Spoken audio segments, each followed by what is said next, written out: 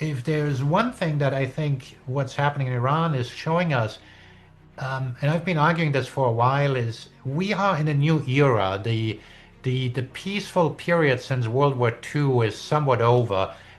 Be that the war in Ukraine, be that what happened in Gaza, be that now what's happened in the Strait of Hormuz, it's obviously evolving, but the US is no longer the global policeman that keeps global seas in order where commerce can flourish at minimal cost. You are pretty development heavy. Can you give us some details of like why you really like the development stories? As these companies go through their stages, and of course not all companies will make it, there tends to be an upward pop in valuation as bigger players go into the market. And so a key reason why we go into the earlier stage is that we don't just want to, so to speak, play the price of the metal, but we do want to support the management, and in that process also have some alpha opportunities. And if you look at our performance, you can actually see that the performance is more than just what you would expect based on the development in the space. In this mining commodities boom, because we are definitely in a bull market, but how would you justify like that opportunity for people? Right? Those who have been around the block a few times, they know that things don't always go up. And I say that as somebody who has a substantial amount of my net worth in the mining space, but I also don't want people to get burned because they got to be aware that this is a risk environment. And if you go in there with the attitude that it's very volatile, you can go through these periods of volatility, I think, more easily. You do want to pay attention to an environment where real interest rates are going to move higher. In 2011, some of you might recall that Mark Andreessen published this essay where he said software is eating the world. Well, fast forward to today, and AI is eating software. And I mentioned that because AI requires huge investments, the margins are rather uncertain. And now suddenly you have a level playing field because if you look at mining, for example, and other infrastructure investing, you have substantial investments, but on the mining side, the margins are actually very good. The environment that we're in these days, investors have a choice that, hey, do I invest in AI or in mining? It is a very, very different investment environment from several years ago. There are tremendous opportunities there. People are waking up that there are opportunities and the space is tiny. You don't need much institutional money flow into that space to have outsized returns. For disclosure purposes, our site does not make recommendations for purchases or sale of stocks, services, or products. Nothing on our site or this podcast should be construed as an offer or solicitation to buy or sell products or securities. All investing involves risk and possible losses. This podcast is for entertainment purposes only. Axel, it is so fantastic to have you on the show. If I was going to describe this year in one word, I would definitely say it's volatility, especially in the commodity space. I would love for you to just give your commentary on what your takeaways are so far this year, as we've seen crazy highs and lows and big corrections already. It's great to be with you finally. You mentioned volatility. Well, doing some reverse engineering, what drives volatility? There are two things that drive volatility in my view, um, aside from obviously macro events. One is speculators drive volatility. They provide liquidity and volatility, and the other one, presumably, leverage as well. And I go about this in a roundabout way is because many, many moons ago, the speculator used to be a gold mining investor. And then the meme stocks came along, SPACs came along, crypto came along, and that was a far more exciting place to be. And then about a good year ago, speculators rediscovered gold and gold mining and started to nibble with the space, increasing volatility. And then obviously we had a little market shock here a few weeks ago.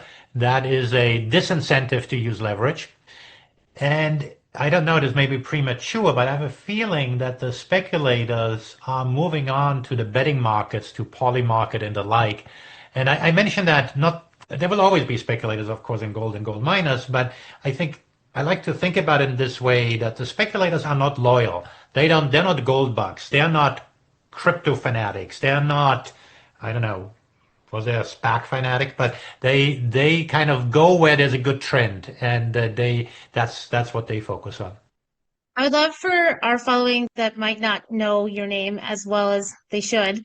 I'm sure quite a few of them do know who you are, but can you walk us through how you got into the commodities space and precious metals space and your fantastic returns in the last year? Because, like we said before we started recording, the last year since 2025 has been phenomenal, and it was like a record year for silver, for gold, for a lot of the miners. So.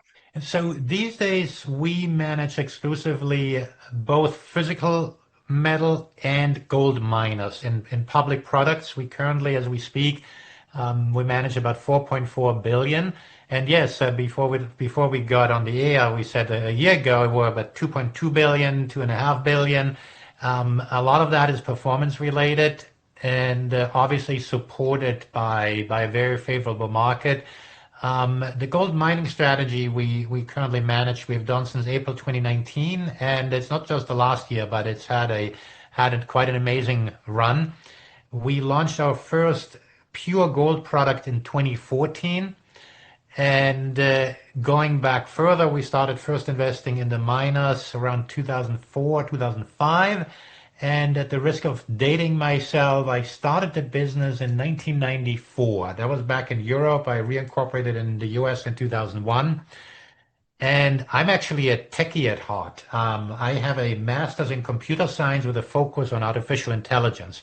So that doesn't mean I'm right, but I have an opinion about just about anything. And when we started our first mutual fund in 2005, at some point we had 4 mutual funds. These days we don't have any anymore. But we started in the currency space. And the reason we chose currencies over gold is at the time we didn't figure out how to differentiate ourselves. And that was a good business, except at some point the Eurozone debt crisis came along and people didn't want to hear anything about currencies anymore. And the market, whenever we veered away from gold, pushed us back towards it. Even our first mutual fund had a gold component. And so these days we are fully on the precious metal side. And personally, I've always been investing in my products, so I've been a good investor, and I've had quite a journey. As far as the last few years, like history doesn't repeat, but it does rhyme. We're seeing that supply chain with the Strait and all the issues there over the last few weeks, and then we're seeing silver prices and charts similar to the 70s. And like you said, you've been in the business for a while, but what would make it different landscape now comparatively to some of these parallels that we see in history? Because it feels fundamentally different in some respects, but then there's a lot of things that. Sure. How many hours do we have? So let's start out with supply chains. I think the hallmark of a supply shock, think about the oil shock in the 1970s, think about the pandemic, think about the oil shock in Iran, although there we haven't seen the secondary consequences as much. The hallmark of a supply shock is that the economically sound reaction, which is to let the market be because you can't print money to get more oil, is politically not the attractive one. It's political suicide to say, yep, let prices go through the roof so that that demand and supply get into line. Instead, what we see is price controls in the early 70s or subsidies so people can afford to drive. And it's those second round effects that tend to be what drives the metals higher because it's the inefficiencies that come from that. And if there's one thing that I think what's happening in Iran is showing us, and I've been arguing this for a while, is we are in a new era. The peaceful period since World War II is somewhat over. Be that the war in Ukraine, be that what happened in Gaza, be that now what's happened in the Strait of Hormuz, it's obviously evolving, but the US is no longer the global policeman that keeps global seas in order where commerce can flourish at minimal cost. And obviously we have national security concerns that drive much of that. And so in abstractly speaking, what that means is the cost of business is going up. There are a gazillion choke points in the world. The Strait of Hormuz is obviously a very important one, but we've seen the weaponization of critical minerals. There's all kinds of ways that we can have economic power plays play out. And so the what's somewhat unique about the Iran war is that the market is pricing this in as a shock rather than as a structural change. If you look at the forward pricing in the oil markets, hey, we all gonna live happily ever after.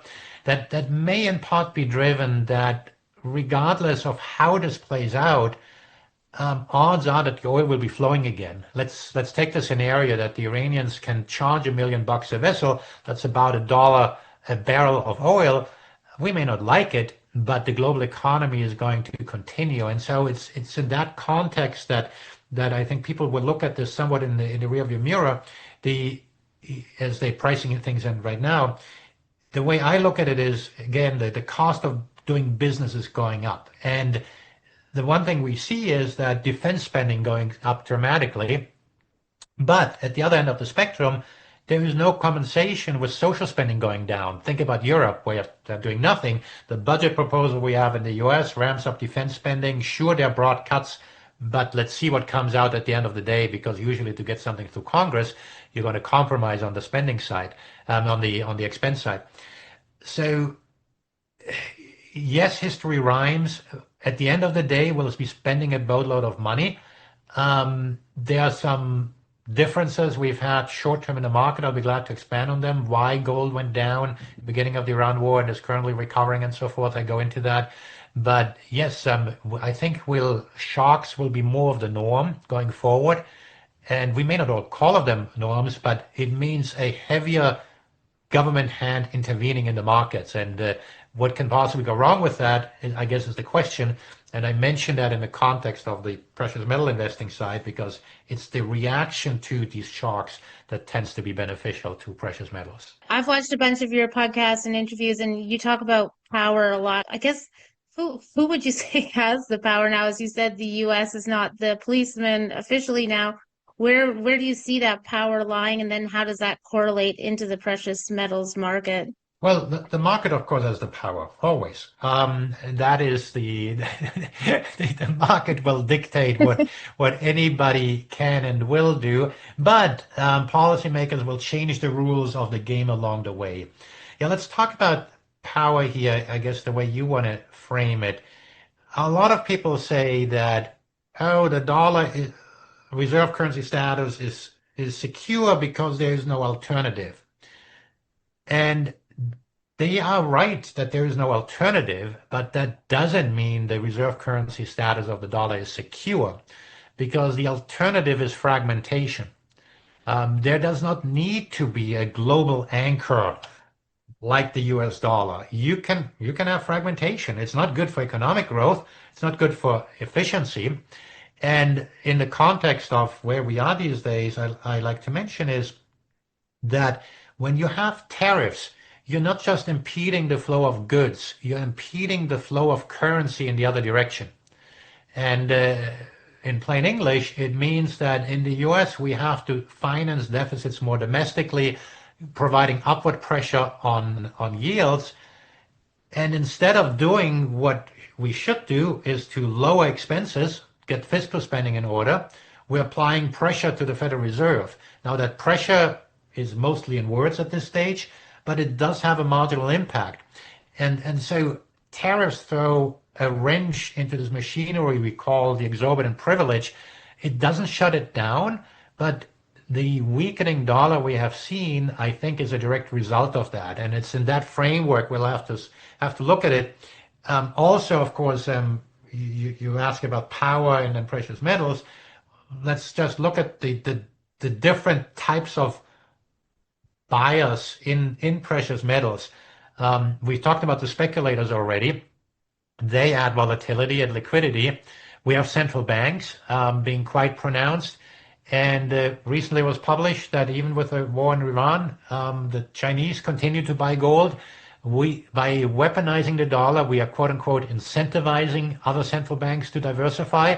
It doesn't mean they abandon the dollar, but gold is a beneficiary at the margin. We have the so-called gold bug, the folks who believe the purchasing power of the dollar is at risk. I think very relevant here is that what was once considered a fringe view is moving more towards mainstream. And the gold market is so small that you don't need many people to come there. We have the diversifier, the classic investor who looks for diversification. The correlation of gold to equities tends to be around zero in the long run. What many people don't understand, though, is that it doesn't mean it's always uncorrelated, that correlation is moving in and out. Be glad to talk about why the correlation to the S&P 500 was high in this episode of the Iran war. But the diversification characteristic of gold will always be there, but it will not always work. And so we have seen an increased pickup in gold investing, and silver, of course, as well. And at the end of the day, I don't really see any trend that reverses that. Of course, we've had a major run-up, especially last year. But as we're talking, we're still at very, very healthy levels for the price of gold and silver. I want to go back to what you were mentioning before about you can expand on the correction that we saw in gold after the war started, because typically you would usually see commodities, especially gold, go up in a geopolitical tension. Do you just attribute that to that it needed that correction and that's why that happened? Or when gold goes up because of some geopolitical crisis, I usually don't like it because markets get used to things. And so whatever is the crisis of today is the normal of tomorrow. But the reason the two main reasons, I think, why gold came down. One is because we were at the tail end of the speculative movement where speculators had pushed up the price of gold. The deleveraging pulled gold down as well. That's a very healthy correction. But I think more important and less discussed is that the market priced this in as a shock rather than a structural change. And what happened is that long-term bond rates, the bond yields went up, but inflation expectations didn't change. Long-term, of course, in the short-term inflation goes up, but the market has metrics of what inflation will be over 10 years. And a lot of your viewers will say, well, who cares? Nobody knows what inflation is over 10 years. But it matters when you look at the correlation to the price of gold, because ultimately, if you think about it, gold does compete with the purchasing power of cash in the long run. And if there's a relative change in that perception, well, it impacts the price of gold. And so when bond yields move higher, but long-term inflation expectations don't change, that is a headwind to the price of gold. And so just based on the math in the market, so to speak, gold was less competitive in that. Now, as we have seen, as we're moving through this, bond yields have somewhat normalized, and that means real yields, those long-term interest rates, have come down again, and the price of gold has recovered. So now the folks who don't like that argument say that the price of gold and real interest rates have somewhat decoupled. Gold's correlation is meant to exert the maximum amount of frustration. It is not stable. And it is correct that last year that correlation wasn't particularly high. It is one of these things where all else equal, that correlation holds. But of course, rarely ever anything is equal, except when we had the shock in Iran. It was a massive shock. Bond yields went up. Inflation expectations didn't change. And that correlation came back into place. So at the risk of being here overly complicated, I think it's a very rational reaction that the price of gold had. The one thing I saw on the activity side, I saw speculative money pull back, but the more long-term gold investor stayed the course. And I think that's very consistent with the quote-unquote shock analysis and what I've been mentioning so far. For investors that are maybe new to the commodities space, I mean, you're a numbers guy. You understand probability on a higher level than the average investor that's starting out here. What is, like, how much of this is distraction that if they're looking at long term that they should just not even pay attention to instead of worrying and panicking, versus like how many key catalyst events should they be paying attention to pivot? Because I feel like you have to pivot a lot if you're strategic in this, but if you're just a generalist, should you just ignore half of what you hear? I think you're addressing a broader question of investment horizon. And I tell people I'll sell my gold when Congress returns to fiscal sanity and we have sustainable deficits, and when which I get a chuckle saying, "Oh, you'll never sell your gold, right?" And so at the other end of the spectrum, there is the day trader that tries to make a big buck. Obviously, I can't give specific investment advice. I would encourage anybody to have a process. It doesn't need to be a good process, but have a process. And what these shocks are a reminder of, you need to have some sort of risk management. And that's a very fancy term. The pros, when they start selling, they do risk management. Retail investors, they panic. It's the same thing, but we use a fancy term for it. Basically, the simple way to think about it is you got to be comfortable to sleep with your investments at night. And I don't mean the physical gold bond or the pillow, but when you invest in gold, it has a volatility of about the same of the S&P 500 can spike. Silver is more volatile than gold. Gold miners, there's a huge spectrum depending on where you are on that, on the juniors versus the producers and the like. But those have risk profiles that can be quite astounding.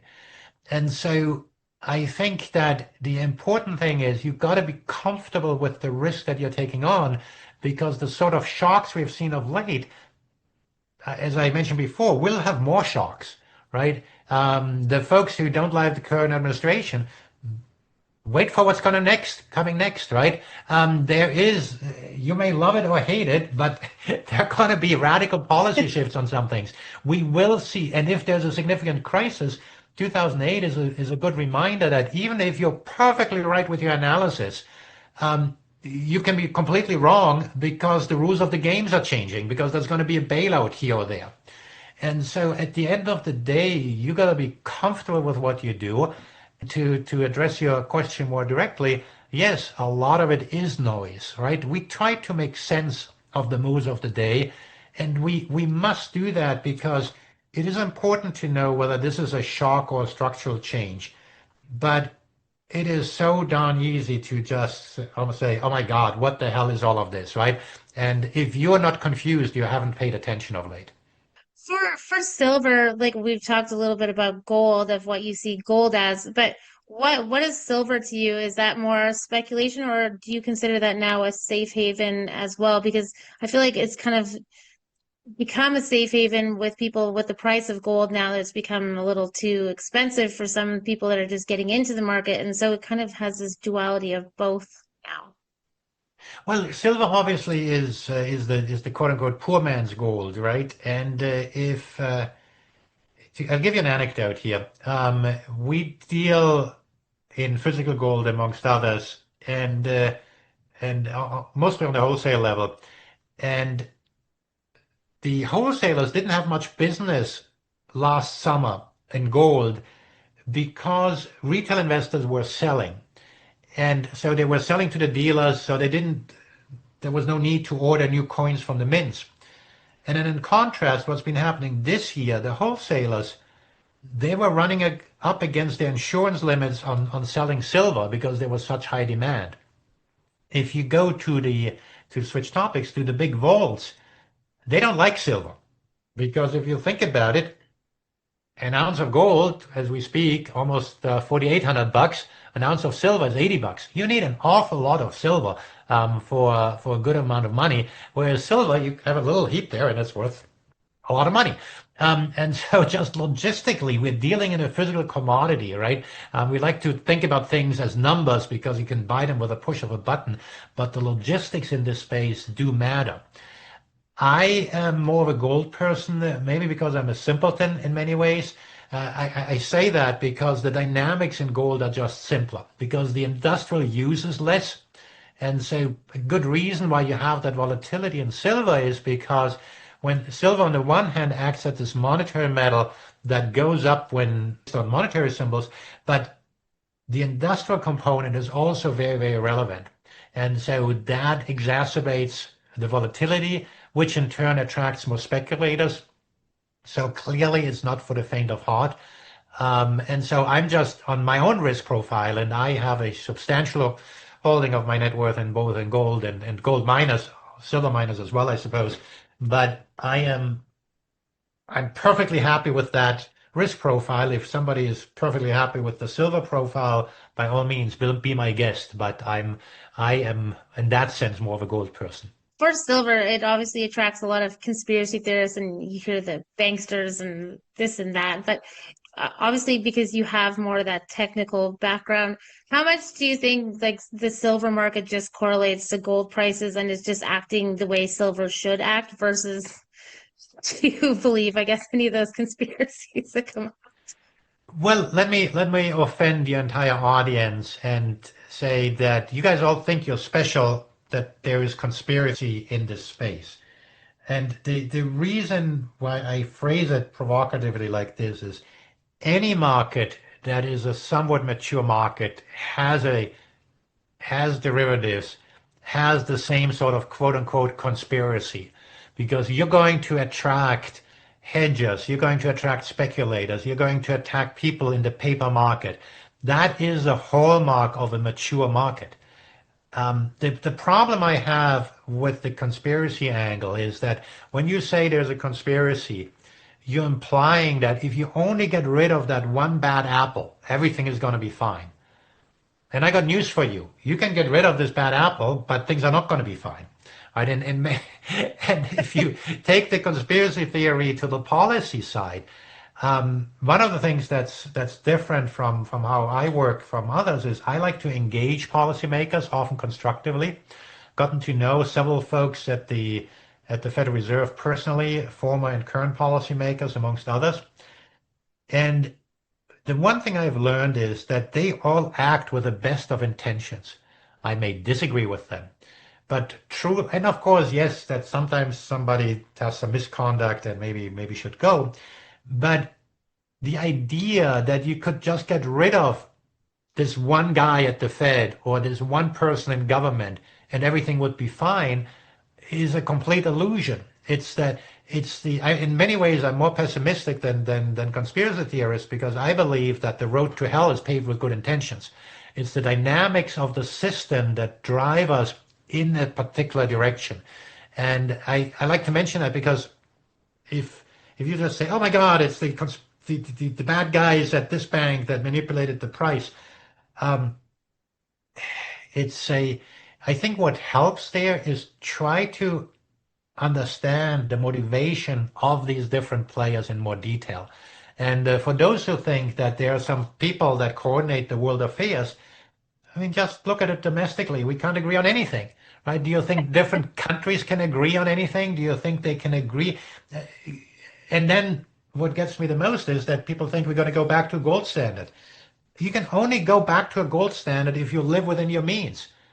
Which government in the world wants to do that when you can just print your money? Now, obviously, if things are bad enough at some point, that's one I might have to do. But don't trust the government to bail you out with a gold standard. Have your own gold standard if that's what you want. And if then you complain, well, yeah, but then the government is going to get you on taxes. And we're recording this on tax day on April 15. I got news for you as well, right? Government is always going to get you with taxes. Before we switch into the miners, I do want to ask, there's been a lot of some of the bigger players saying that they're taking a lot of cash off the table and out of the market. For a scale of 1 to 10 on the fear panic, I guess, are you taking cash and profits out now or feeling still confident that there's, we don't have to go hide with our gold bars under our pillow yet? Well, one thing I think it's important when you talk to people is to make clear of where they are in the ecosystem, right? We have an institutional mandate to invest the money. And so we will be invested. And of course, we can choose within our mandate of how aggressive or defensive we are. But we are invested. Now, me personally, I have to make some public filings as an insider. And you'll see a tiny sale several weeks ago. And if you look closely, you'll actually see that's my wife that sold a few shares in, and that was before the Iran war broke out. And so she gets a gold medal for market timing on that. But you'll also see that was a really a de minimis amount compared to I'm holding in that public disclosure. And so um, I happen to think that, especially on the mining side, and I own both gold and gold miners, but especially on the mining side, given the tremendous margin expansion, um, that in many ways, many of the miners are actually cheap. And I'm not suggesting people should pile into them necessarily, only because I can't give specific investment recommendations. But if I may, let me give you a little episode on kind of on a broader theme on how the world has changed, because you asked me earlier as well, what is different from the past. Um, in 2011, some of you might recall that Mark Andreessen published this essay where he said software is eating the world. And what he meant, I believe, is that you have this high margin business, low barriers to entry. How can anything, notably also mining, compete with that? And he happened to publish this within about a month of the peak of the gold market, where we had several years of bear market in precious metals. Well, fast forward to today, and AI is eating software. And I mentioned that because AI requires huge investments. The margins are rather uncertain. And now suddenly you have a level playing field, because if you look at mining, for example, and other infrastructure investing, you have substantial investments, but on the mining side, the margins are actually very good. And so, and they've come down a little bit, especially with high energy prices now, but they're still very, very good. And so the environment that we're in these days, investors have a choice that, hey, do I invest in AI or in mining? Now, I'm not suggesting all AI guys are going to put their money into gold mining now, but still, it is a very, very different investment environment from several years ago. And when I look at the miners and where the price of gold and silver is, there are tremendous opportunities there. The one thing that we have seen is that in recent months, we've seen more generalists come to mid-sized mining company presentations. And so people are waking up that there are opportunities, and the space is tiny. You don't need much institutional money flow into that space to have outsized returns.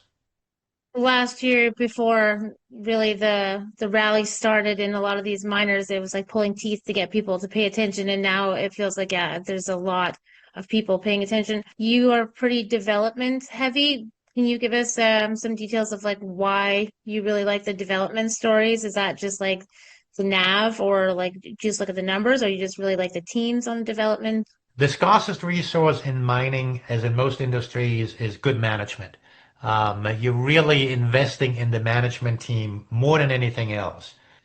The second answer I'll give you is we like to start on the junior side. Before 2022, it was often exploration. These days, it's more development, simply because of some of the pricing and market dynamics. But one of the things we like to do is we like to invest in companies where the catalysts other than the price of precious metals.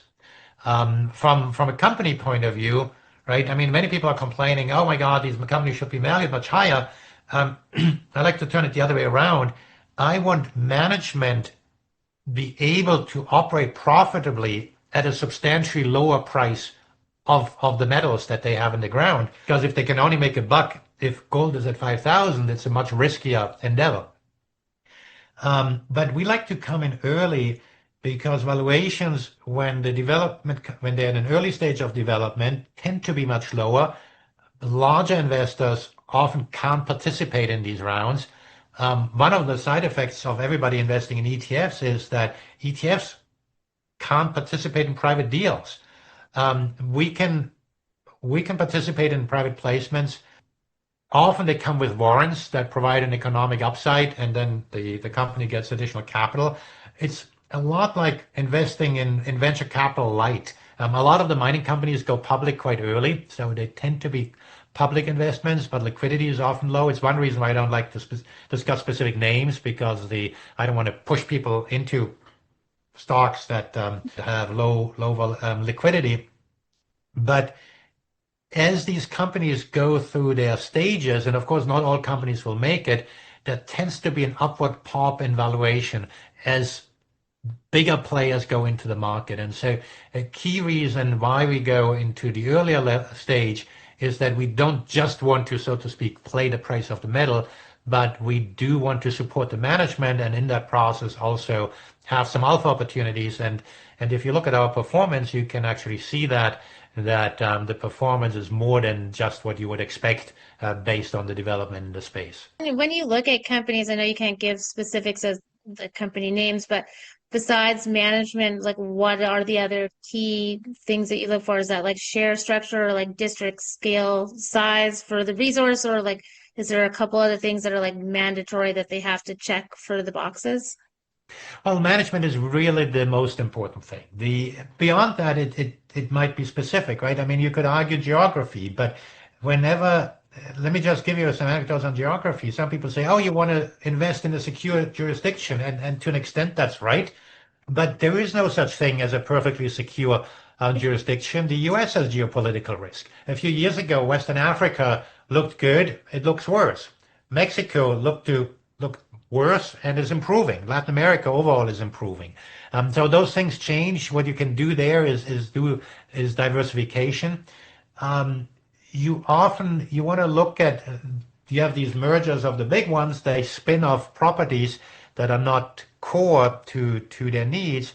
Often there are amazing opportunities there. Or the other way around, you want to look at properties that are adjacent to another mine where you think they should really be together and have a potential for an upward valuation if they were to merge. Index addition is sometimes something that we invest a lot in Canada and Australia. Australian market is also very index driven, and so that can be very supportive. But ultimately, the reason why I say good management is because good management really takes care of everything, right?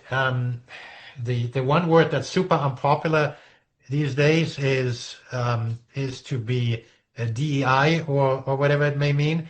Well, the gold mining space was always looking out for the local community, right? You often have in Canada the First Nations. You often have a lot of workers come from the First Nations.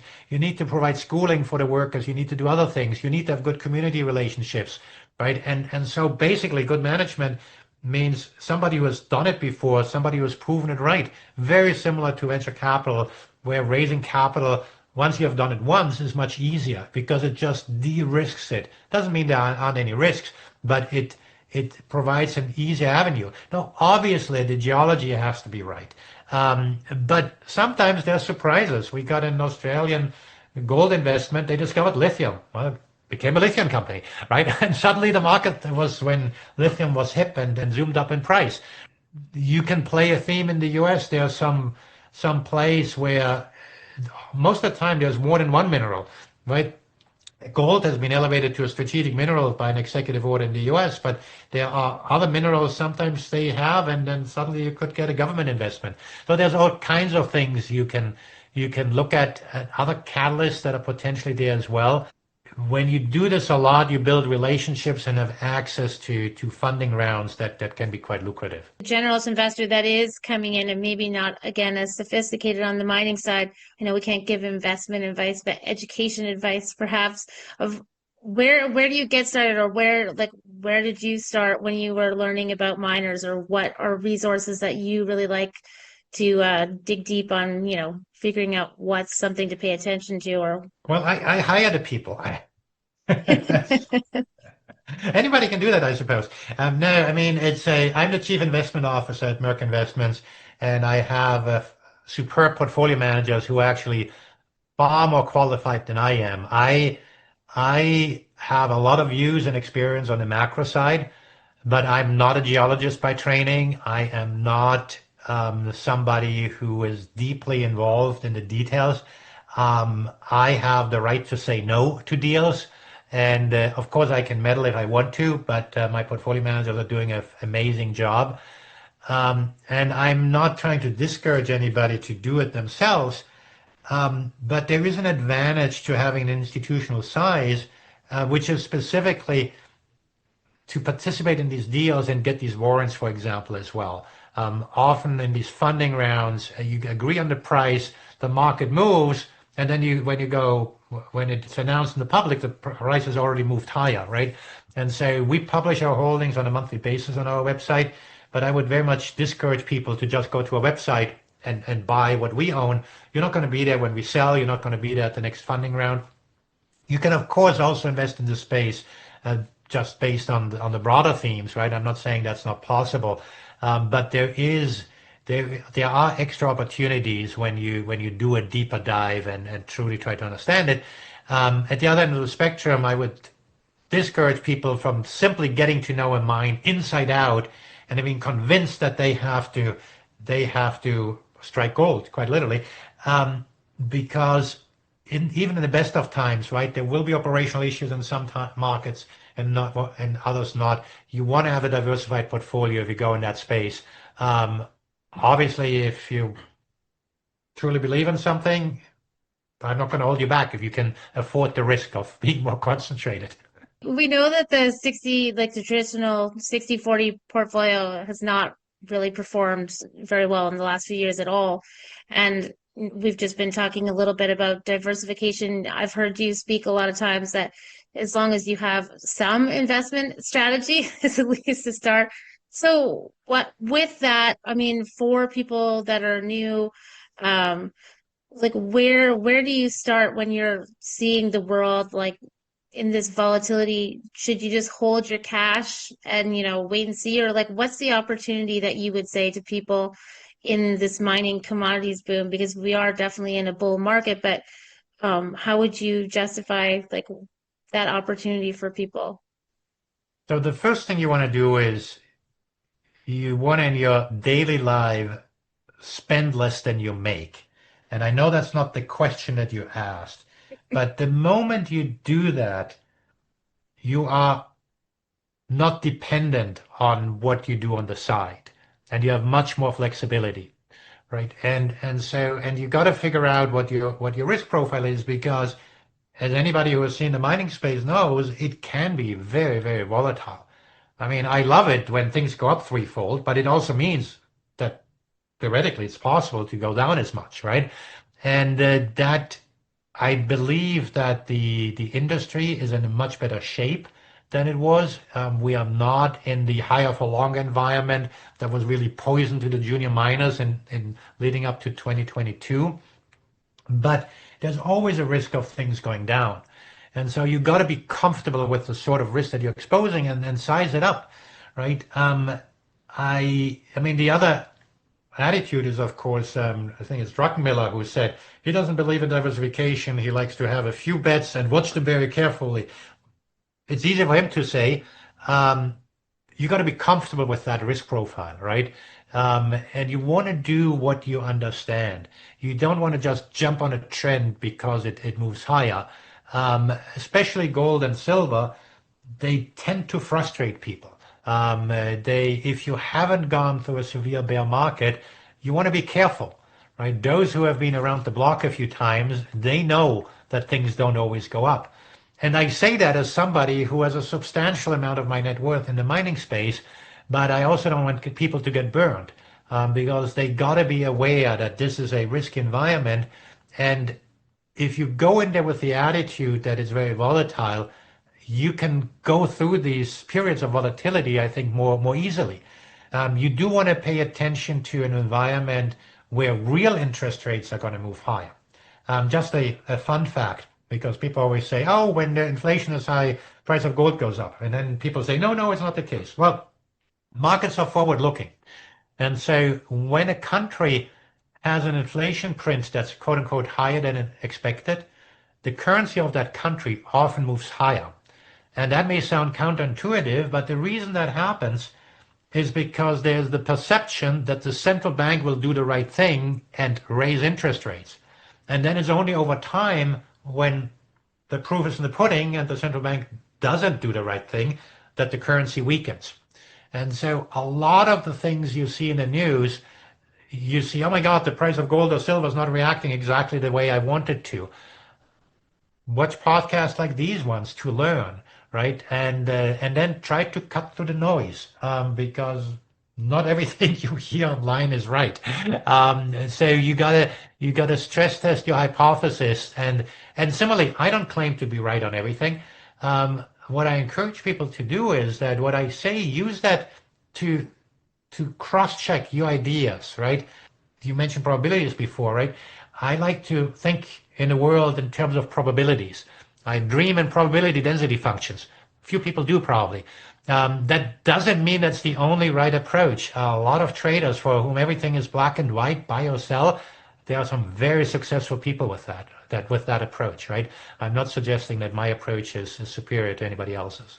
Absolutely. This has been fantastic. I won't keep you all day. So key takeaways that you want people, because we've talked about a lot of different topics that you want people to remember from this conversation. Well, if one thing, then come to my website, merkinvestments.com, sign up for a free newsletter and learn more about us and stay in touch. So that's got to be more than one thing.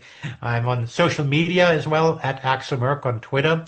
As you've noticed, I can't talk about my products here. You can go to our website. As far as beyond that, aside from the investing that you spend less than you make, the other investment advice I can give is to invest in your health. Again, probably not what you want to hear, but you are a fixed income generating machine. And you can generate more income when you're healthier, right? And you can also enjoy the fruits of your income more when you're healthier. And so I'm intentionally being so basic because we like to throw at fancy things in geology and in mining and this and that. But at the end of the day, it's about being able to afford the risk that you take and then following some sort of investment process along the way.